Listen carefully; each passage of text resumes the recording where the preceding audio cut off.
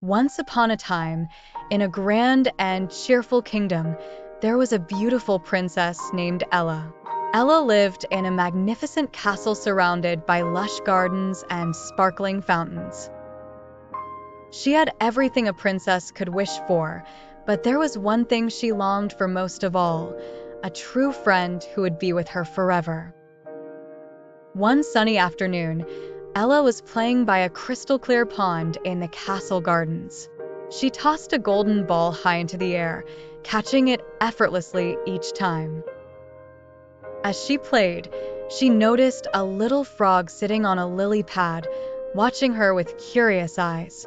Ella giggled and said, "Hello, little frog. Are you enjoying the sunshine?" The frog croaked in response, and to Ella's surprise, it spoke.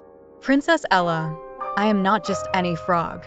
I am a prince who has been cursed by a wicked sorceress. I need your help to break the spell." Ella's eyes widened in surprise. "A talking frog? How can I help you?" The frog explained, "The curse can only be broken if someone who truly cares for me kisses me with kindness and love." "Will you help me, princess?" Ella was puzzled and a bit reluctant. She had never kissed a frog before, and the thought of doing so seemed quite strange. Still, she felt a pang of sympathy for the frog and agreed to help. "All right, I will help you. But first, let me get my golden ball," she said, picking it up and placing it carefully in her pocket. The frog hopped alongside Ella as she walked back to the castle. As they reached the grand entrance, the princess hesitated. She wasn't sure if she could really bring herself to kiss a frog, no matter how kind he seemed. But she remembered how lonely he must be, and she wanted to do the right thing. Ella took a deep breath and gently placed the frog on a soft pillow on her bed. She looked at him with a mix of curiosity and concern. "All right, little frog. I will kiss you to break the spell."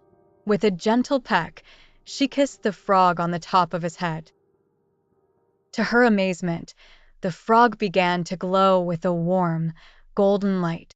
As the light grew brighter, the frog transformed into a handsome prince, his green skin turning into regal clothing and his tiny limbs into strong arms and legs.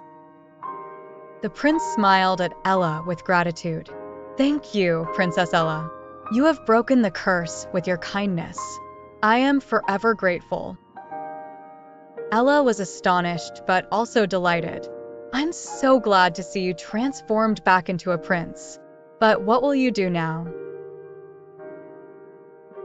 The prince, whose name was Prince Leo, explained, "I must return to my kingdom, but I hope we can remain friends.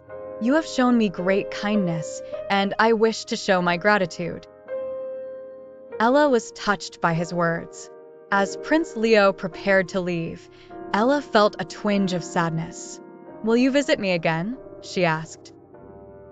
Prince Leo nodded with a warm smile. "I would be honored. And perhaps, one day, you might come to visit my kingdom too." The next morning, Prince Leo bid farewell to Princess Ella. He hopped into his royal carriage and returned to his own kingdom, where he was welcomed with joy and celebration. His people rejoiced at his return, and the kingdom prospered under his wise and gentle rule. As for Princess Ella, she often thought of her brave friend, the Frog Prince. She knew that true friendship and kindness could break even the strongest of spells. The princess learned that sometimes the most magical moments come from the simplest acts of compassion. Though Prince Leo and Princess Ella lived in different kingdoms, their friendship remained strong. They wrote letters to each other, sharing stories and adventures.